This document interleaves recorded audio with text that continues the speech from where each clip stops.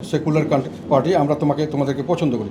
নির্বাচন হয়ে যাক, শেখ হাসিনা যে কোনোভাবে এবং তাকে সমর্থন তারা করবে, এই ধরনের ইঙ্গিত আমি পেয়েছিলাম। নির্বাচন না করলে আমাকে বাদ দিয়ে নেতৃত্ব চেঞ্জ করে দল নিয়ে যাওয়া হবে। আমরা কোনো কারো দোষর ছিলাম না। আমরা কোনো গণহত্যা, কোনো খুন গুম এগুলোর ব্যাপারে আমরা বলেছি, দুর্নীতির ব্যাপারে আমরা বলেছি এবং যত সরবভাবে বলেছি। বিএনপি বা অন্য কেউ এটা বলেনি। ভারত থেকে আমাকে যেটা বলা হয়েছিল সেটা হলো, তোমরা একটা central list party, moderate secular party, আমরা তোমাদেরকে পছন্দ করি। তোমাদের আগে ঈশ্বর সাহেবকে আমরা পছন্দ করি, তোমার নেতৃত্ব আমরা পছন্দ করি। তোমরা ভালো করতে পারলে আমরা সুখী হব। মানে আমরা মনে করি তোমাদের সঙ্গে আমাদের ভালো সম্পর্ক থাকতে পারে। রাজনৈতিক দল হিসেবে তোমরা আমাদের পক্ষে, মানে আমরা তোমাদেরকে নিজস্ব লোক, মানে নিজস্ব বলবো না, মানে আপন কিছুটা হলো ফেভারিট মনে করি, মানে নট ব্যাড আর কি। সেই হিসাবে আমি তাদেরকে আমার রাজনৈতিক তারা চেয়েছিল দেশের রাজনৈতিক পরিস্থিতি কী কোনটা তুমি কী মনে করছো, বিভিন্নভাবে আমাকে তারা জানতে চেয়েছিল। আমি সত্য কথা বলেছি। তখনও আমি বলেছি এই যে আজকের দিনের ঘটনা, এগুলো তাদেরকে আমি বলেছি এরকম ঘটনা একদিন হতে পারে এবং এইভাবে করলে ভারতের সমস্যা হতে হবে, এগুলো আমি বলেছি তাদের।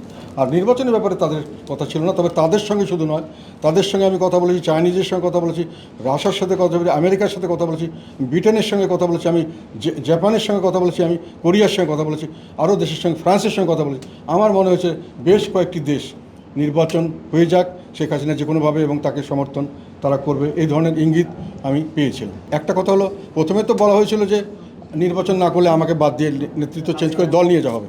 তারপরে যখন লাস্টে গিয়ে আমি উইথড্র করতে চাইলাম, তখন তার ফোর্সের প্রশ্ন, তখন তো আমাকে ঘেরাও করে আমাকে অ্যালাউ করা হলো, অবশ্যই বন্ধ করে দেওয়া হলো। তোমরা যারা সাংবাদিক ছিল দেখেছো, আমাকে নির্বাচন বয়কট করার জন্য আমি সাংবাদিক সম্মেলন করবো, ওখানে আমাকে যেতে দেওয়া হয়নি, আটক করে দেওয়া হয়েছে। এবং যে সময় পর্যন্ত সময় ছিল, তারপরেও যতক্ষণ আমি বাড়িতে ছিলাম আর অফিসে ছিলাম, আমাকে ঘেরাও করে রাখা হয়েছিল। যার যা ইচ্ছে বলতে পারে। জাতীয় পার্টি কারো দোষর ছিল না এবং জাতীয় পার্টি যতটুকু সমালোচনা করেছে, আমার মনে হয় এতটুকু সমালোচনা অন্য কোনো দল এত ফ্রিলি করতে করেনি। আমাদের পজিশন ছিল, এমন অবস্থা ছিল যেখান থেকে আমরা এই সুযোগটা নিয়েছি যে আমাদেরকে হঠাৎ করে ধরতে পারবে না, যেহেতু আমরা বিরোধী দলে আছি, বিরোধী দলে কথা বলবোই এবং জনগণের পক্ষে কথা বলেছি। এবং আমরা কোনো কারো দোষর ছিলাম না। আমরা কোনো গণহত্যা, কোনো খুন গুম এগুলোর ব্যাপারে আমরা বলেছি, দুর্নীতির ব্যাপারে আমরা বলেছি এবং যত সরবভাবে বলেছি।